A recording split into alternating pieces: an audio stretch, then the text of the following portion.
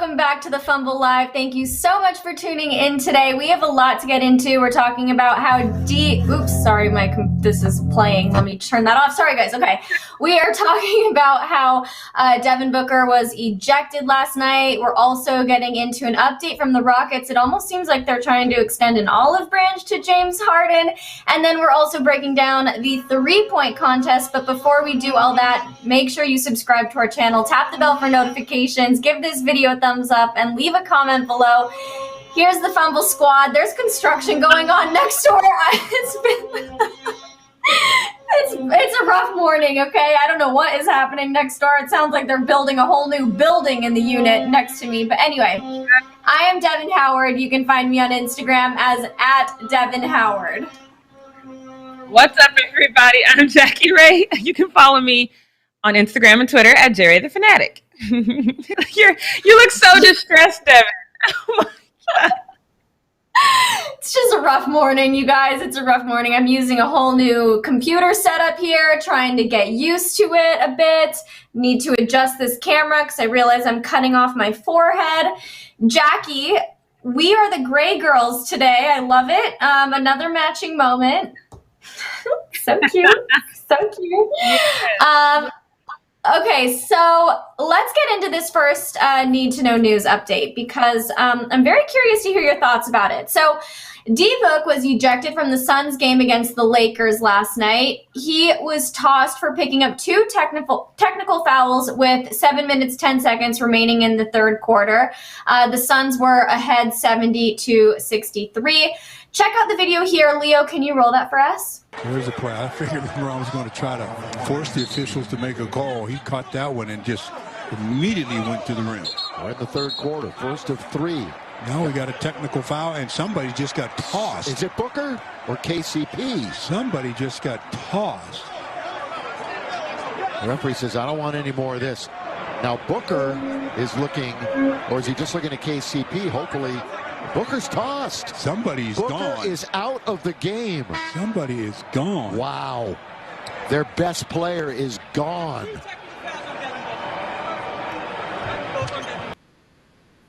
And we still lost. So, I know. I was going to say, how disappointing. They were down their best player, and we still lost. I don't understand how that happened. But you can tell by the look on everybody's face, even the Lakers athletes' faces, that nobody really understood what was happening here. They weren't even sure at first who was getting thrown out.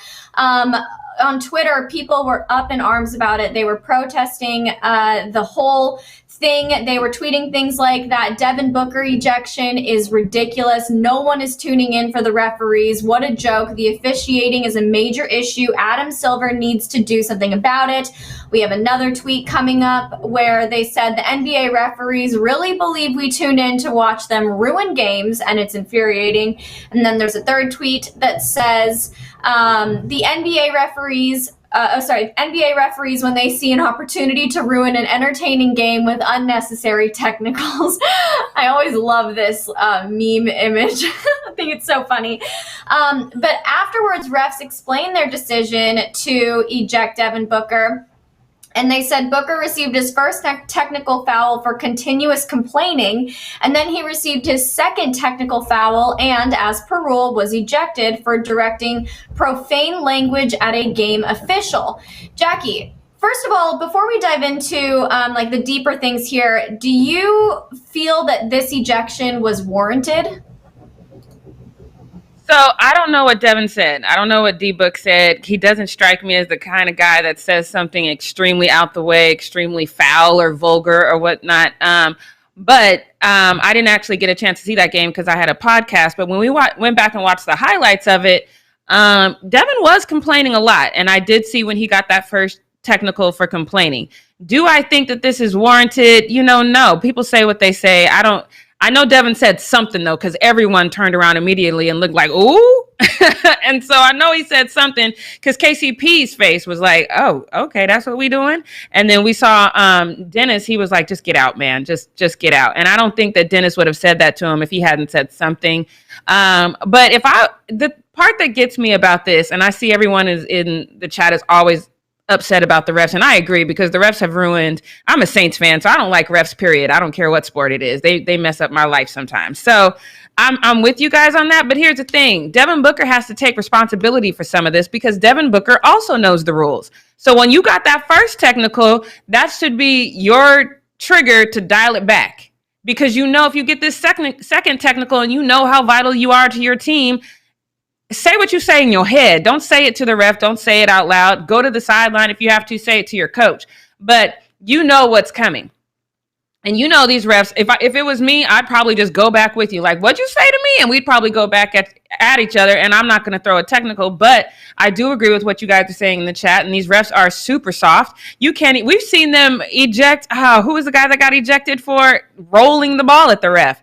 They're definitely soft. But at the same time, Devin, you know that you already got that first technical. So you have to dial it back a little bit. You can't just keep that same energy, because otherwise this is what happens. They're really going hard next door, so I'm sorry about the noise, you guys. But Jackie, my other question for you. So we I feel like have had a lot of situations where we're talking about the refs being too soft and calling fouls on athletes very quickly. They seem very triggered. So do you think that it's time the NBA or Adam Silver addresses the refs and maybe sets a different standard for them, so that we aren't constantly criticizing the calls that they make, even if this one was justified? I mean, that's a good question, because we have seen some calls. But see, then the thing is, again, like, you're on thin ice. You know that you already said what you said, so walk it back. And I understand the NBA's desire to protect the refs. You don't want these players out here feeling that they can say or do whatever to the refs. So I get that. But at the same time, I think the refs have a little too much power. They really can determine the pace of the game. They can determine the outcome of the game. And it's hard when you're really trying to prepare for an upcoming team. Nobody factors in the refs. And then all of a sudden you get into a game and now the refs become a factor. And that's what none of us like. None of us like to see a game where the refs are really a factor in that game. We would prefer to just let them play. I think most fans would love to see street ball, to be honest with you. Like, just let them play, and what happens, happens. But obviously we need the refs for a reason. But I do think that the NBA needs to take a look at these refs and say, okay, you got to just do a list, like you do in your regular life, pros and cons. Let's look at all the calls that the refs that made that were good, and let's see how many calls that they made that not only were bad, but affected the outcome of the game. And if that side of the list is too long, it doesn't even have to be longer, but if it's too long, because it only should be a handful of things on that side of the list.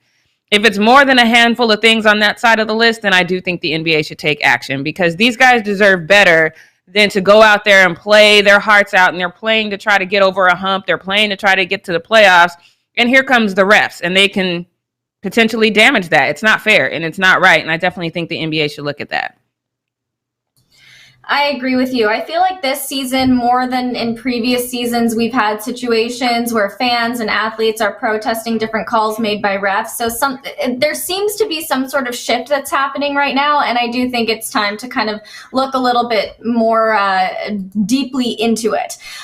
Let's jump into our next need to know news subject. So James Harden his Rockets jersey is actually going to be retired in the stands. And I feel like this is almost their attempt to extend an olive branch to him. Obviously, it makes sense for his jersey to be retired there because he was a franchise player. He made such a big impact in Houston, so this makes a lot of sense.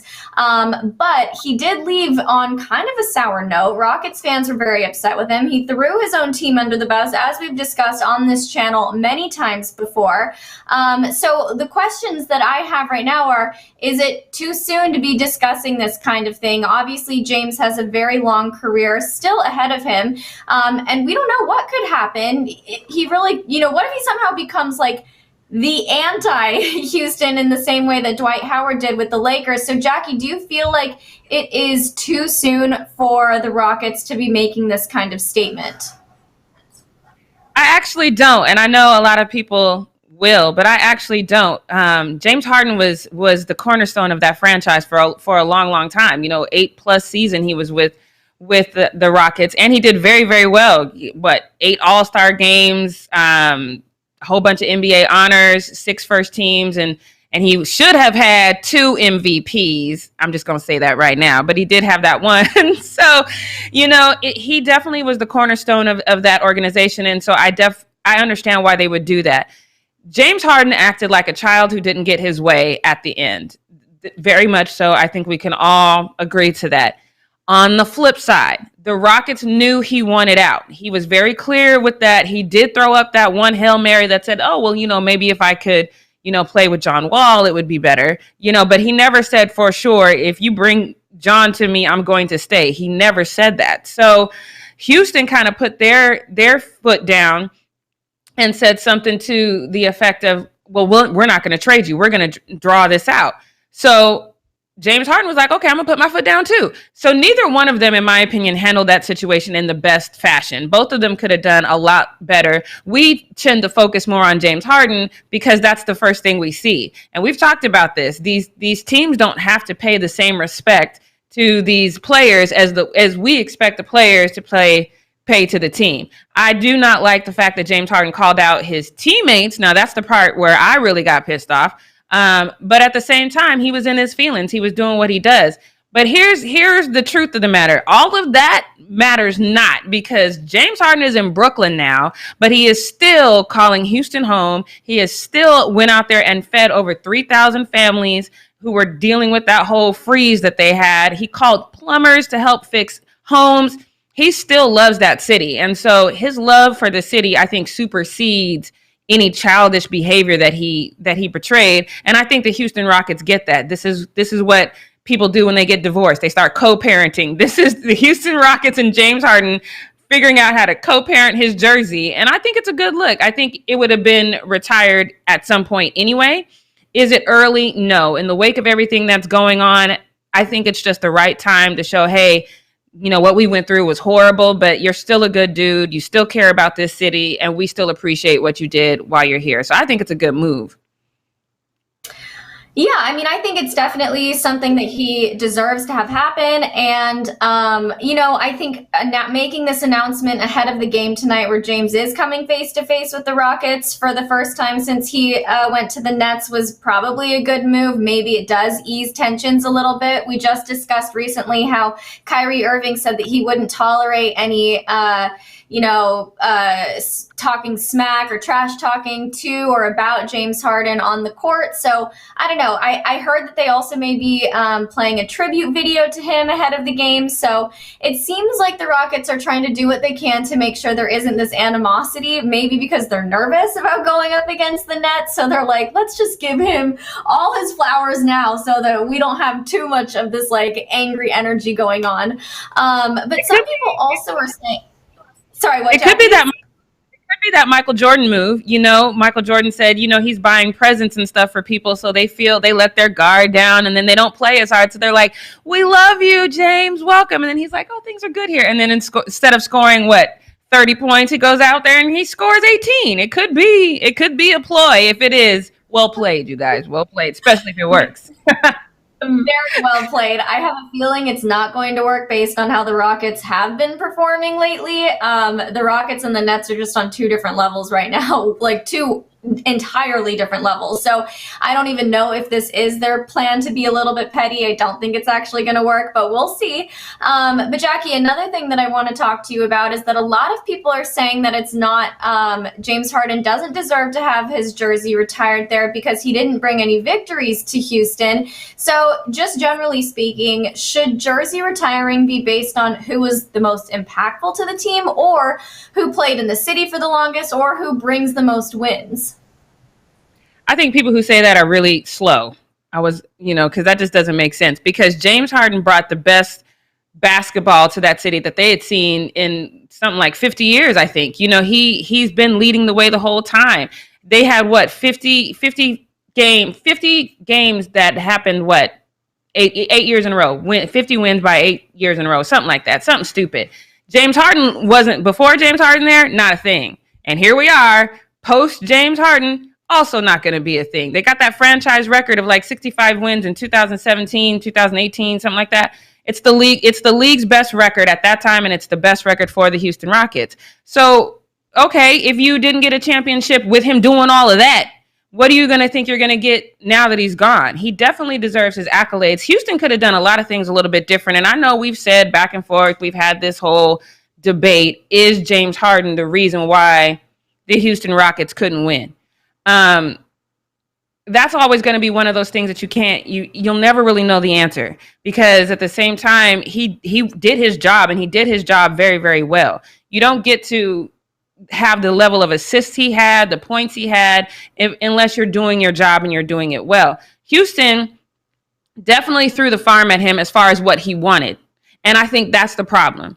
Anything he wanted, they gave him. Nobody sat back and said, okay, let's not really look at what James Harden wants. Let's look at what pieces we can put around him that make this a better team. Yes, he thinks he will play good with this person. Yes, he'll play good with that person. And he did play well with the majority of these people, but does he really have the basketball IQ to say that this is the squad that can win? Or are the people that we pay a ton of money to figure that kind of thing out, are these people the ones that we should trust with that? I think that they just really wanted to please James Harden, and instead of giving him the right pieces, they gave him the pieces that he wanted. And that's the Rockets' fault. That's not James Harden's fault. This is kind of a continuation, I feel like, of the conversations that we had yesterday about players being too soft now. Basically, Shaq criticized players for being so soft. But also it has to do a lot with the front office. It has to do with the coaches, who's stepping in and actually making the right calls and telling athletes what they need, as opposed to just giving athletes everything that they want. So it is interesting. But looking in the chat, it seems like most people agree that retiring his jersey is a good idea. Let's see what people are saying. JD says James Harden is a class citizen and it's a good thing. Mamba Machine says we can't forget about Harden's love for Houston. For him, it will always be home. His problem wasn't with the city, it was with the organization. And yeah, I feel like the Rockets did do what they did what they could to kind of keep him happy, or they tried to keep him happy, but ultimately it just didn't work out. So I feel like this is a good thing. I think he deserves this honor. Okay, so let's move on. One more thing. Kevin Pryor, what's up, Kev? In the chat, he said that James Harden had a great season, but the Rockets didn't get the job done. We remember the horrible playoffs game he played in? I'm not retiring numbers without hardware. So that's the thing. He did go missing in several playoffs. I'm still sticking to my guns. He still brought that franchise more than they had ever had without him. That's number one. And number two, that happened one too many times for me just to place that squarely on James Harden's shoulders. If y'all don't figure out how to coach these divas, if y'all don't get somebody in there who can man up and tell these players what to do, you need to take it back to the drawing board. I said the same thing about Frank Vogel. I'm going to say the same thing here. Your job is to figure out what this player's weakness is, and you are supposed to coach him up. That's what you are supposed to do. That is your job. That is why you're there. You're not just a bench warmer. You're not just supposed to pace up and down the sideline and yell out stuff. You have a job. And if you see this weakness in this player, you're supposed to address that. And if you can't, that's not the fault of the player. That is your fault. I'm still sticking to my guns. James Harden's jersey is supposed to be retired. You can argue the timing of it, but the timing of it is just apples, and it's half a dozen on one side, 6 on the other. It still should have been a retired jersey. Yes, I'm with you. It maybe is a little too soon because he's nowhere near the end of his career, but it is something that's still deserved. Okay, let's move on. Let's talk about the three-point contest. So 6 players will take part in this year's three-point contest during the All-Star Day, now it is. So we've got Steph, Jaylen Brown, Jason Tatum, D-Book, Zach LaVine, and Donovan Mitchell. Dame initially said that he was going to participate in the three-point contest, but then he withdrew. And then some trolls on Twitter and online were saying that he was scared of Steph, and that's the reason that he decided to rescind his participation in the three-point contest, which is just ridiculous. This is ridiculous. Like, sometimes I just wish I could talk face-to-face with these people who are like, oh, Dame's scared of Steph. Like, Come on, bro. No, they were not even supposed to have the All-Star game or any of the All-Star events this season. Athletes went into this season thinking that that was going to be a time for them to rest. Of course, Adam Silver and the NBA walked back on that decision to hold the events, and now they're happening. So Dame wants to use that opportunity to rest, and I don't blame him at all. So, okay, I want to talk about this Dame thing. Jackie, do we believe that Dame decided to back out of the three-point contest because of Steph, or is that just people trying to create some mess on the internet? No, Dame's very calculated in what he does, and he probably he's over it. We saw that tweet from LeBron that said, he's one of the most disrespected players in the game, and he probably just was over the disrespect. Like, I'm not coming out here and playing your little 3-point game. Like, if you're not going to acknowledge me the way that I feel like I deserve to be acknowledged, then I'm just not coming. And Steph Curry has, I looked it up because this list was weird to me, which I know we'll get into in a second, because I was like, this list don't make no sense.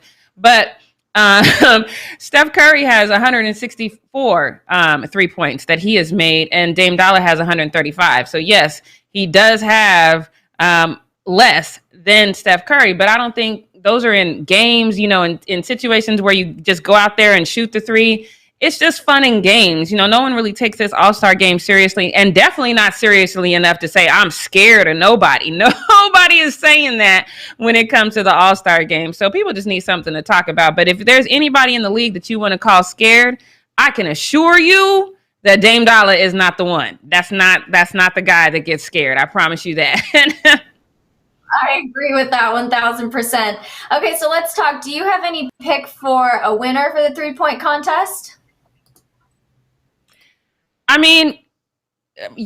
Steph for sure, because I don't like this list. Because when you really go down the list of who has the most 3 points in this season, it's Steph, Damian Lillard, Buddy Hield, Joe Harris, and Malik Beasley. Those are the guys that should be competing for this, and they're not. So this list doesn't make any sense to me. So go ahead, Steph, do what you do. List is stupid. I don't like this list. I feel you. I think it'll be Steph too, but it is interesting. Everything that's happening with the All-Star game and All-Star festivities and events is it's all weird. Everything about it is weird this season. So I feel like it's going to be Steph. Let's see what some of you guys in the chat are saying, who you guys think is going to win. JD says this 3-point, let me find that. This 3-point contest is very interesting. Anything else on here? Mamba says Dame's scared of Steph. Hardly. This man fears nothing. Dame is trying to get rest and get prepared for the last stretch of the season. He has no time for games. I agree with that 100%. So is there anybody that you think might come out and surprise us in the 3-point contest, Jackie? No. Again, the list is stupid. There's nobody besides Steph that is in this 3-point competition that's supposed to be there. I need somebody to explain this list to me, because you definitely should be looking at the stats, who's doing the most in the 3 points, and those should be the people that are competing. I just read you off the people that are on the top, 4 or 5 of that list, and they ain't in the competition. So Steph, I don't have anything else to say. This list is ridiculous. The Fumble says, I think D-Book could win it. Sleeper pick. I guess I wouldn't be too surprised by that, but I still think it's going to be Steph. I think that, Steph has done this before. I think he's participated in 6 3-point contests. He knows what to expect. He, like you said, has scored the most threes. So I feel like it'll be Steph. But you guys, Kevin Pryor says it's Steph's event to win. JD says Donovan Mitchell is my sleeper. We'll see what happens, you guys. Donovan Mitchell, don't get me wrong, y'all know I love me some Spider, but Donovan Mitchell isn't even top 10 in 3-pointers. That's what I'm saying. Can we explain this list? I don't understand the list. Shout out to Donovan if he does it. I would love to see him win, but how'd you get on this list, bro? That's what I need to know. Somebody need to explain this to me. All right, you guys. Well, let's wrap up Need to Know News. Let's go into the post up. So, Jackie, what do you have for us today? Yes. I'm excited about this post up because I'm convinced that y'all are going to start listening to me. You guys are going to start listening to me because I told y'all yesterday that Shaq's whole entire game was all about him being big as hell. There wasn't anything deep or no substance. He was just big as hell, and he used that to his advantage. I'm not mad. Use what you're given or whatever, but do you really understand the game, Shaq, is one of the things I want to know, because the NBA has definitely changed from when Shaq was playing. I'm not a big fan of this whole run and shoot thing that we do all the time. It's kind of like basketball, tennis to me.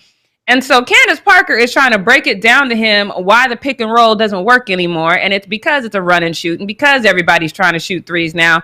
But she is you just watch her face, the appall on her face that she has to explain this to a former NBA champion is just hilarious to me. Take a look. I think you switch at the point of pick and roll, but I do think that Jokic, like the NBA switches now, right? Mm-hmm. So why? Whatever happened? Because everybody can shoot threes. Whatever happened to man up? Because you're going to be manning up, trying to recover back to your man, and they're going to hit a three just like Jokic did. Well, but whatever happened to pre-rotating and then they move the ball around. And you got 4 to 5 3-point shooters on the court. You ain't gonna rotate enough time. Not rotating. Not rotating. Yeah, but you got to take the easy pass away. Like, if you ain't going to switch, you got to take the easy pass. So that's what I'm saying. But now you have guys that can throw the ball from one side of the court and find the guy in rhythm. Okay. But that easy 1-5 pick and roll, the big is so far back like Shaq used to be all the time. And we won the championship. But here you go. Just throwing a shot at you, big fella. I love you. No, but then we won the championship. We did. Thank you. Because you started getting up on the screen. But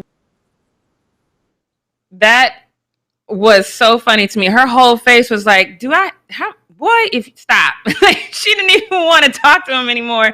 And I'm telling you, Shaq's whole game is like, well, no, you guys need to play how I need to play. Shaq's mentally still stuck in the days when he was playing. He's not stepping up and realizing, hey, this is a new era. It's not a physical game like it was before. I definitely missed the pick and roll. I'm with Shaq on that. I definitely agree with him that I would love to see more actual playing and running plays and things of that nature instead of this run and shoot thing that we have. But that's just not the game anymore. But people were split. I said that Shaq definitely took the L here because he just didn't look like he had the vocabulary to even engage with Candace Parker, which I thought was hilarious. But Twitter was split on whether or not he took this L or not. So I'm going to show you some of these. And he goes, yeah, this ain't his Thursday night crew. They talking basketball and he can't keep up. Totally agree with that. I totally agree. But let's go to this next one.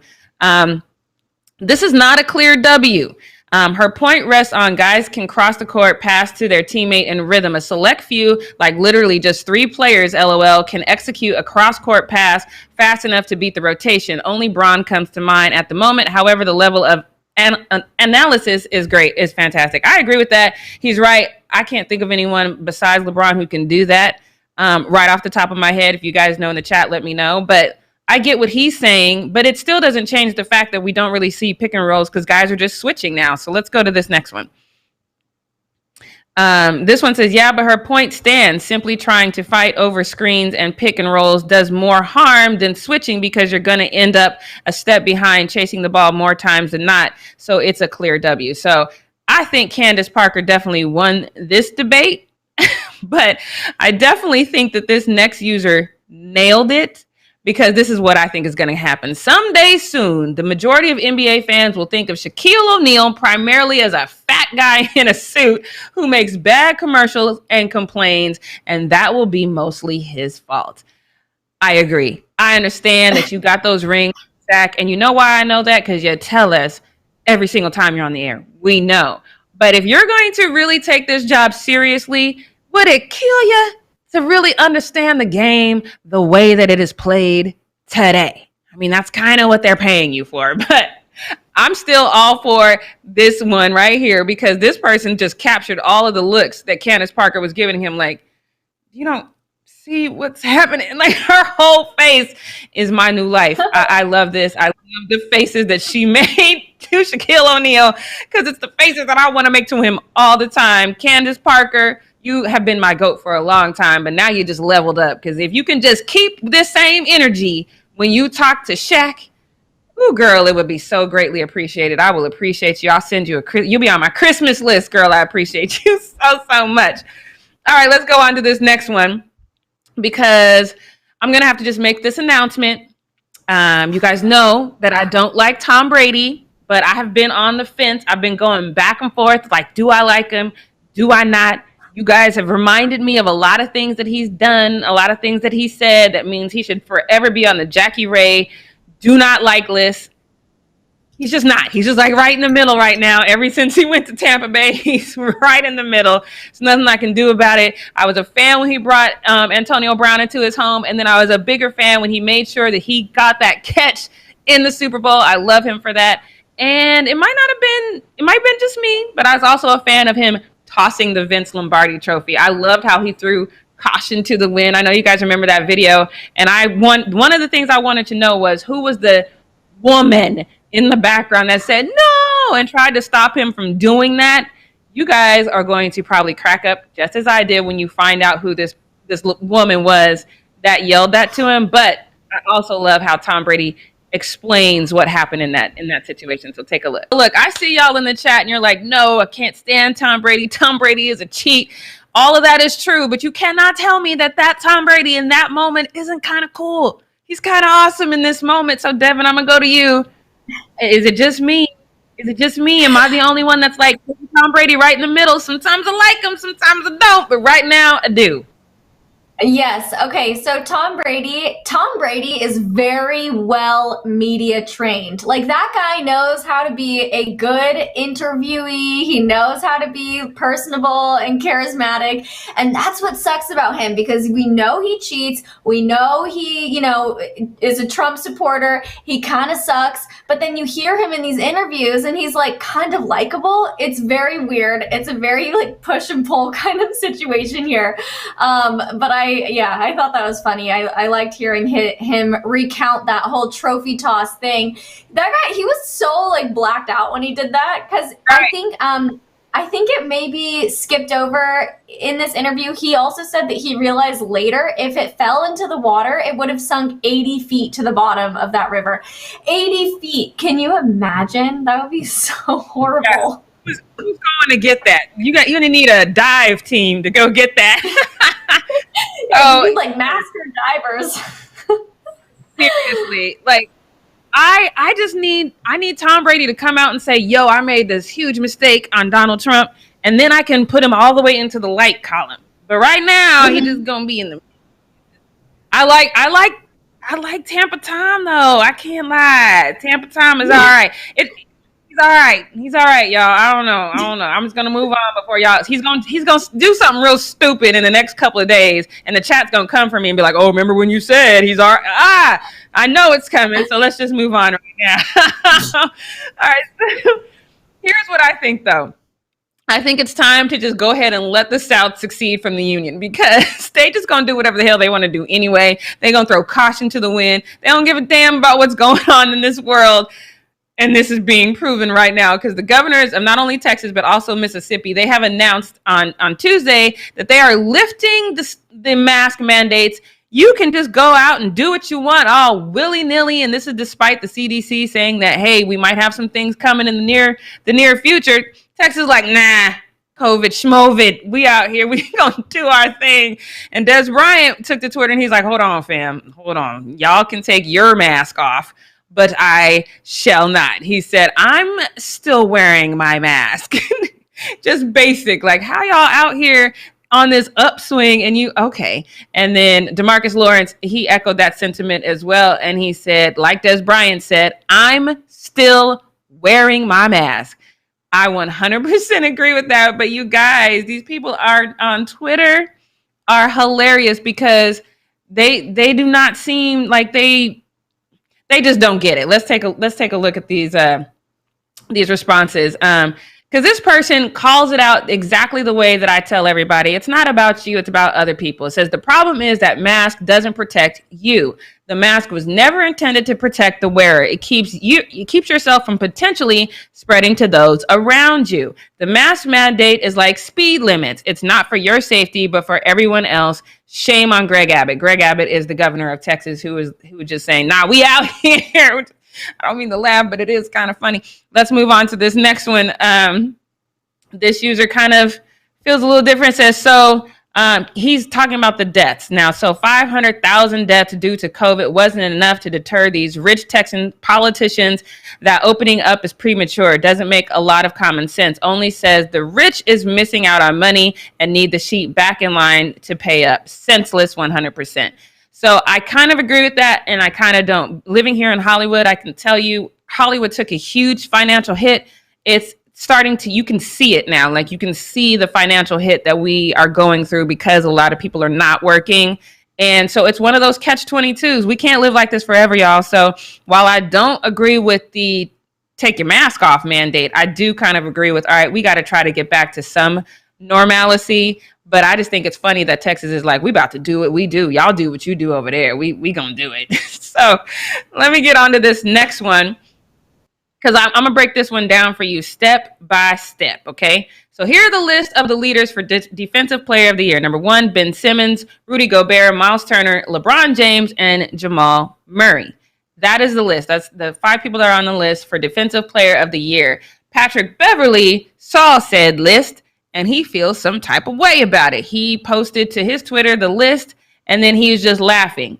So people kind of felt like he was laughing, thinking that he should be on the list and that the list was a joke or whatever. So I was like, all right, let's just really break this down. And I had to do some digging into this because some of these stats are just crazy to me. So the Miles Turner one kind of threw me off because I don't watch a lot of Pacers games, just to be honest. But that man has 104 blocks this season. 104. That is insane. Rudy Gobert is right behind him with 97. That is insane. Patrick Beverley, not even in the top 10 of blocks. So there's that. As far as steals, you guys know how I feel about steals. Steals are so hard to get, and we don't see them that often. I am a huge fan of anybody who can get a steal. If you average 1 steal per game, you are my guy. I appreciate you. But Fred VanVleet is leading the league with that. He's got 58 steals. The only other person who's even in the top 10 with steals is Ben Simmons. Ben Simmons has 48. Rudy Gobert is leading the league with defensive rebounds. He has 348. LeBron James is 9th with 268. Nobody else on this list is even in the top 10 for defensive rebounds. So I don't think that Patrick Beverley is necessarily laughing at the fact that he's not on the list. I think what he's laughing at is the only people, when you look at defensive stats. Now, of course, there's the intangibles that we really can't statistically track. I get that. I'm not taking away from that. But I'm saying the numbers, and when you look at the numbers, the only people on this list that have defensive stats that are in the top 10 in the NBA are Miles Turner, Rudy Gobert, and LeBron James. So I think Patrick Beverley is laughing at Jamal Murray. Like, why is Jamal Murray on this list? Because he doesn't have any top 10 defensive stats. Why is he on the list? Devin? Why is Jamal Murray on a list and he does not have 1 top 10 defensive stat? Why is he on the list? I wish I could explain, Jackie. I feel like the all-star skills competitions and all of this and everything that we're seeing. Or wait, what was this again? Oh, the Defensive Player of the Year rankings. I was confused for a second. But I think that what we're seeing this year is that things are just pulling together from all different places, and things are just being mismatched and puzzle pieced together in a way that's not really making sense, just to add to the fact that we are in a very weird NBA season and a very weird past year in general. So I don't know. I can't explain it. Yeah, I can't either, because this one does not make a lick of sense to me, because Jamal Murray, I love you. You know I do. But you don't have 1 top 10 defensive stat. I do not know why you're on this list. I think I have 1 tweet from somebody. Hope I threw it in there. And if I didn't, that's fine. But I have 1 more tweet. And this one I think is great, because Patrick Beverley has a lot of those intangibles, right? He doesn't have any top 10, not 1 top 10 defensive stat does he have, but he does get out there. He does his thing. He gets inside people's head. He does do a lot on the court. I think all of us would have to admit that. But this fan was like, no, bro, why are you laughing? You've been out for half the year and you commit 5 fouls a game. I respect the hustle you give, but let's be real. You can get backed down by almost any guard. again, I appreciate the shade. I really do. You know, I'm here for a good shade, but I still don't think that's what he's laughing at. I still think he's laughing because Jamal Murray is not supposed to be on this list. I am so sorry, Jamal, but how? How are you on this list? But let's move on. Let's move on to this next one because here's a name you probably do not hear every day. It's Juan Toscano Anderson. You don't hear his name every day because he's fourth string for the Golden State Warriors. But take a look at this because I want you to see. Here we go. So here we go. That's his number 95. Now, at first glance, you're like, okay, Toscano, I see you. No. If you didn't pick up on it, that is Steph Curry. So Juan took to Twitter and he talked about it. He posted this little, Steph thing. It definitely was laundry day in the Curry house because apparently Steph did not have a clean practice jersey. And Juan took to his Twitter and he said, look at Juan's teammate. So inspirational. Like, how you just going to be out here? Where was I? You just going to grab my practice jersey? That is so inappropriate. But then Golden State, they did a flashback that I thought was really cute too. They said he was so smooth with it, but they didn't name who it was. So if you don't really follow Golden State, you'll be like, oh, okay, who is this Toscano? Who is this person? Because I guarantee you probably didn't know his name off the top of your head. But then Golden State Warriors, they clapped back and they were like, oh, no, same. Curry and Toscano is same. They posted their pictures back to back, Steph Curry in a Curry jersey and Steph Curry in a Toscano jersey. And it's like, no, it's the same. It's the same. This is hilarious to me. I love that he took it, with a grain of salt and just kind of laughed at it a little bit. But yes, do your laundry next time, Steph, because what are you doing, my guy? Don't you wish you could know, like, what was it really just because he didn't have a clean jersey? What was the point? I wish I could know what was really happening behind the scenes. Why is he wearing Toscano's jersey? I want to know. At first, I thought maybe he had lost a bet of some sort, but then I'm like, oh, well, one of them would have said that on Twitter. I really think that Aisha didn't do laundry. And Steph was like, I'm not about to be out here in no funky practice jersey. I'm just going to take old boy's jersey and wear that.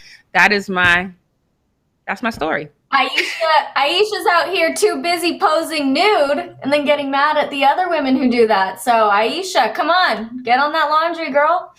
Or maybe she's walking it back. That's what she need to be busy doing. She need to be busy walking it back and talking about, I'm tripping with all these naked photos, y'all. I'm tripping.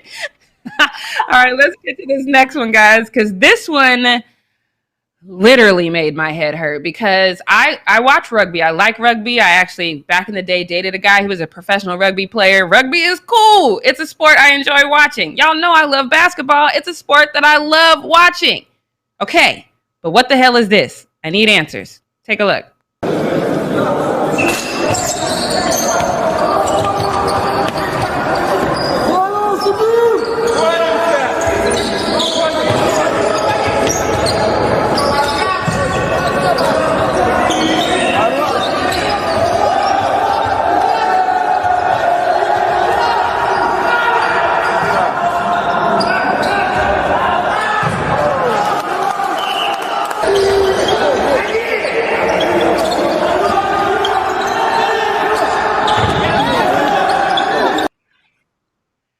Okay.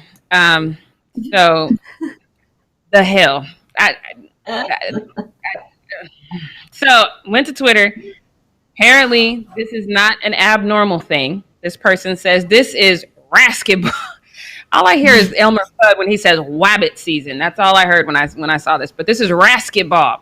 In wrestling practice, to lighten the mood, we play basketball without rules to end practice.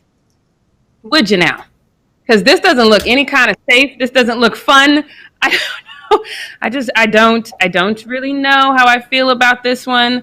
But I do love what this user said because, I mean, if you're going to play it, right, you need a damn team. So who are we picking to play Wrasketball? And this person says, who would your starting five be? Pat Bev, yes, because we know he has no problem fouling out. Steven Adams, okay, yes, because he's dirty. Zion, yes, because he's big as hell. So is James Johnson and Dwight Howard. I think we have our team for Wrasketball.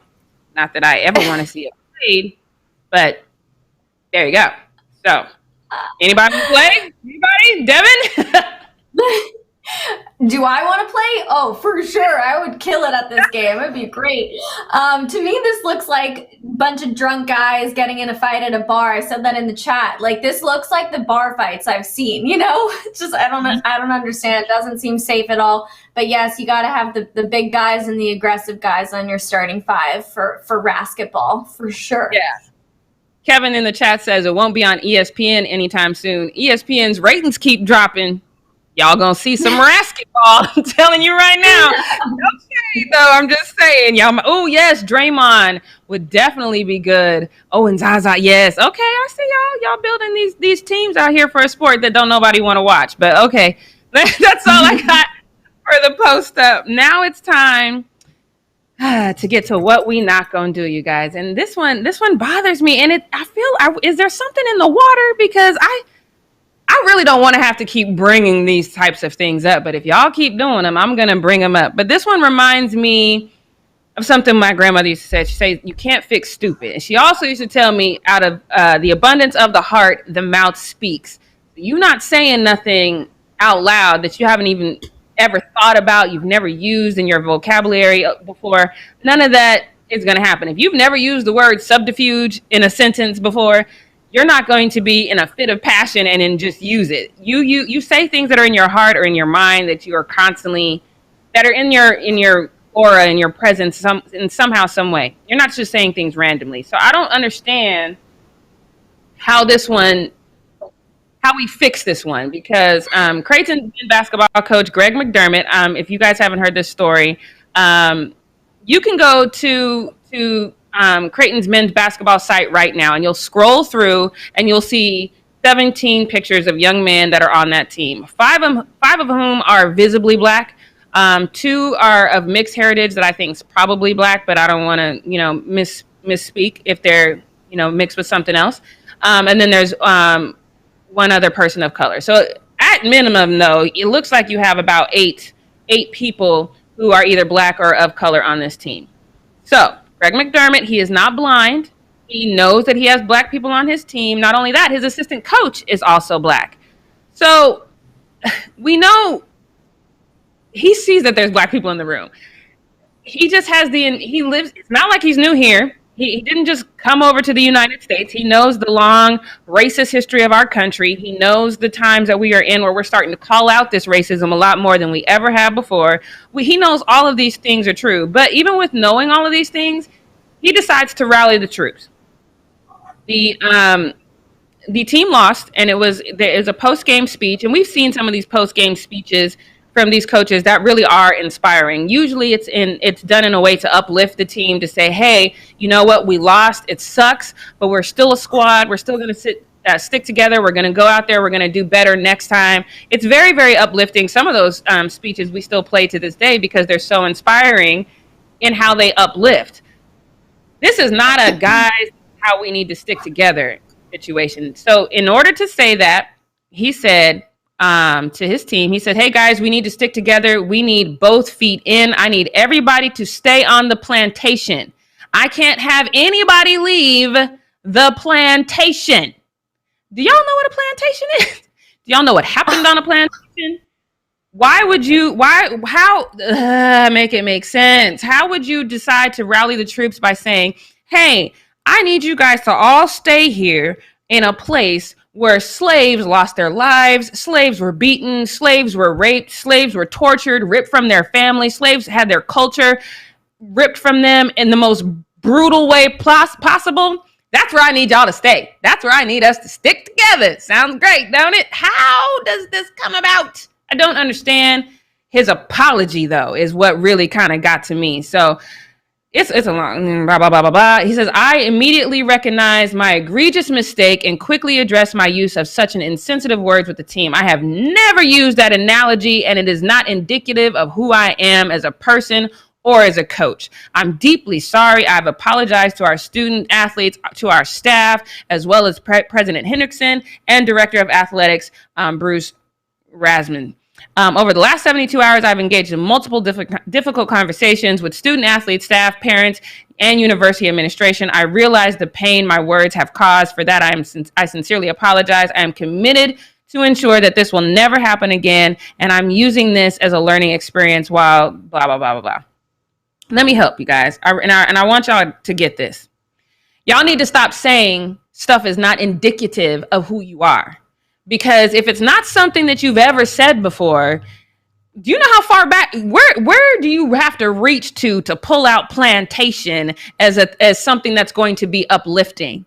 No, my guy, you're lying. Stop saying that this is not indicative to who I am, because you brought up something that you've probably said before. I don't know what happens in your house, but I know some conversation about black people being on a plantation has happened before, because otherwise that's not a phrase you just throw about all willy-nilly. Because like I said, out of an abundance of the heart, the mouth speaketh. And this, what else bothers me about this is the assistant coach. Like I said, he is also black. And I got really mad about what he said, because I felt like he is the black adult in the room and he owed those kids better, and he owed them to save them from themselves a little bit. But he basically said, you know what? I'm really sorry about what he said.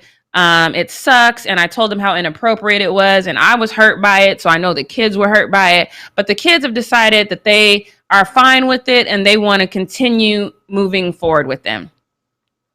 This is a problem for me, because they're kids.